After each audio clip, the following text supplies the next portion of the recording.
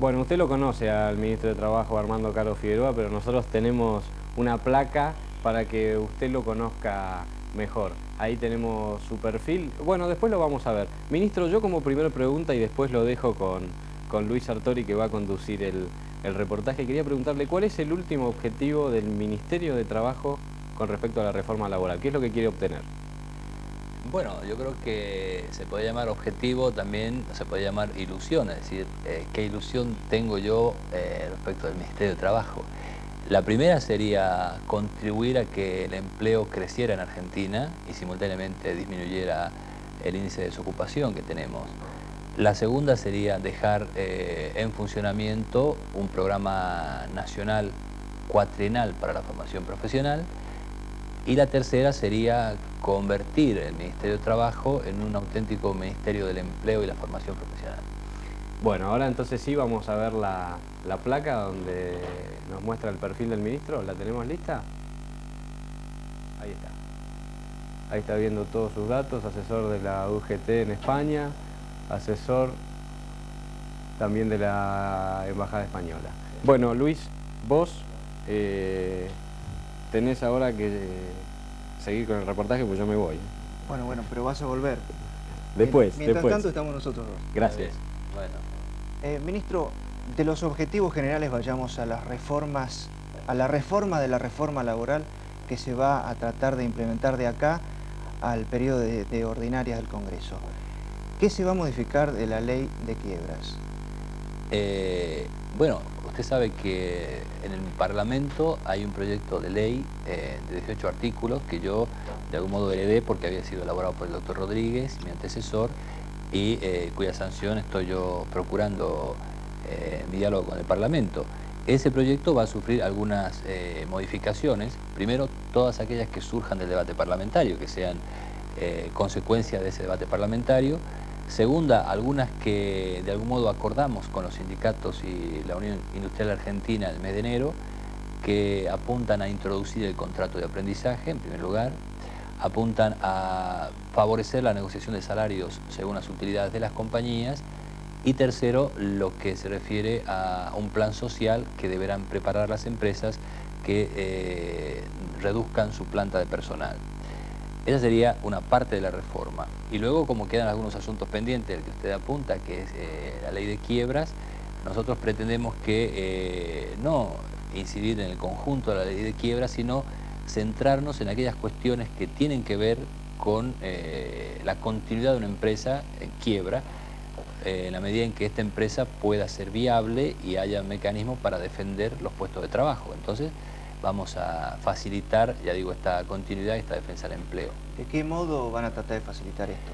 Bueno, esto no está cerrado, no hemos logrado todavía abrir un debate sobre un texto concreto con los sindicatos y los empresarios, pero sí lo que creo que hay que analizar cuál será el futuro del convenio colectivo de una empresa en quiebra. Es decir, la empresa antes de la quiebra estaba vinculada seguramente por un convenio colectivo. Habrá que saber qué pasa una vez que se produce la quiebra con este convenio. Habrá que ver qué pasa con la planta de trabajadores, en el sentido de que la continuidad a veces exige un ajuste a la baja del personal. Habrá que ver qué pasa también con la participación de los trabajadores mientras dure el proceso de quiebra. Sí, estos serían los tres ejes de una hipótesis de reforma del actual sistema, ¿no? Ministro, ¿y de la ley de accidentes de trabajo qué impulsan ustedes? Bueno, la ley de accidentes de trabajo, a medida que yo avanzo en mis contactos, tengo la convicción de que este es un tema importante en el costo laboral argentino, que la reforma del año 91 ha dado un paso adelante, pero que son muchos todavía los asuntos pendientes. Y entonces el objetivo central ahí es reducir la siniestralidad y el costo de la siniestralidad. Es decir, hay que reducir el número de accidentes de trabajo, hay que reducir luego el costo de estos accidentes, no aquel dinero que llega al trabajador, porque en algunos casos, como yo he comentado la vez anterior, de cada 100 pesos que el empresario desembolsa por una indemnización de accidentes, solamente 40 o 50 llegan al bolsillo del trabajador, el resto se va perdiendo en juicios, en peritajes, etc. Entonces creemos que esta parte del costo hay que reducirla sin perjuicio de que los derechos a la indemnización se mantengan, ¿no? La otra reforma que ustedes están impulsando ahora es la de negociación colectiva. ¿De qué se trata? Bueno, la negociación colectiva en Argentina, pese a los esfuerzos que se han hecho también en el año 92, 93, sigue excesivamente centralizada. Es una negociación muy rígida, hecha sobre los moldes que vienen del año 50 y que los moldes se consolidaron en el año 75. Buena parte de las actividades argentinas todavía están regidas por convenios colectivos firmados en el año 75. Entonces la reforma lo que apunta es a facilitar la descentralización. La descentralización no la puede imponer el gobierno, pero sí el gobierno puede, y en este caso concreto el Parlamento, puede destrabar todo aquello que impida descentralizar, es decir, impida que se negocie coordinadamente por actividad, por rama de actividad, por empresa, por establecimiento, ¿no? A eso apuntará la reforma. Ministro, concretamente se apunta a negociación por empresa. Sí, hasta ahora lo que pretendemos es favorecer ese proceso de negociación descentralizada, que bien puede ser que una empresa concreta tenga su propio convenio colectivo aislado del resto, digamos, o que esa empresa tenga ese convenio colectivo coordinado con lo que está pasando a nivel de su actividad o su rama, ¿no?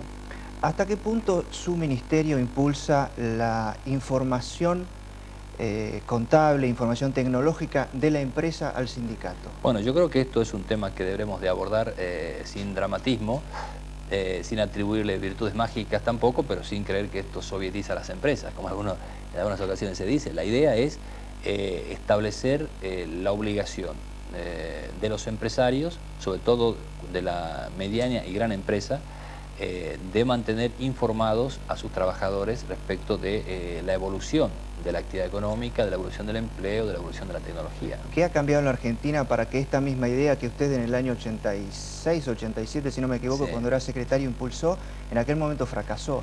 ¿Qué podía llevarla al éxito hoy? Bueno, en aquel momento fracasó había una incomprensión múltiple, ¿no? Los sindicatos creían que esto era una cartilla importada socialdemócrata y los empresarios creían esto que era sovietizar, ¿no?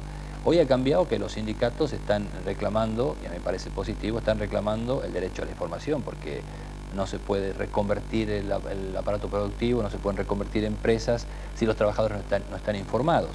Y ha cambiado también porque los empresarios argentinos, sumándose a una ola internacional también firme, están abandonando prácticas autoritarias. El empresario sabe que debe mantener informados a sus trabajadores y hoy es común que las medianas y grandes empresas tengan programas de comunicación interna a través de los cuales intentan integrar a los trabajadores a los objetivos de la compañía. ¿En qué país usted ha visto que funciona muy bien este sistema? Bueno, esto funciona de un modo particular que yo conozco más de cerca en Europa. Los países más rancio capitalismo tienen un sistema de derecho a la información que permite este objetivo, es decir, que los trabajadores estén preparados para acompañar los objetivos de la compañía, tanto cuando estos objetivos apuntan al crecimiento económico, cuando llega la hora de la recesión o del ajuste, ¿no? Ministro, la UIA sigue quejándose de la reforma diciendo que no acota gastos en la medida en que ellos lo necesitan. ¿Va a haber alguna modificación que impulse algún corte empresario más adicional?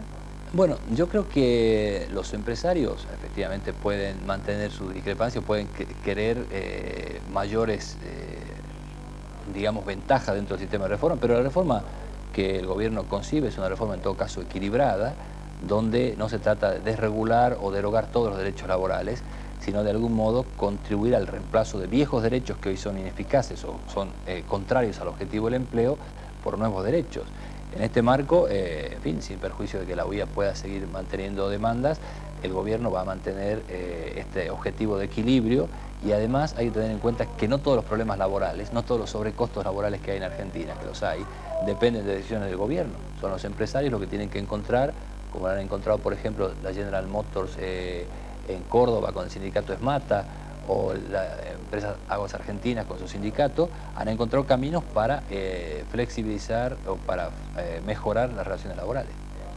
Ministro, le agradecemos muchísimo que haya venido. Tengo entendido que es la primera vez que usted va a un programa de televisión. La segunda. La segunda. Pero voy muy poco, sí. Bueno, y en vivo es esto, así que le agradecemos muchísimo que haya venido. Luis, no te dejes solo, ¿viste?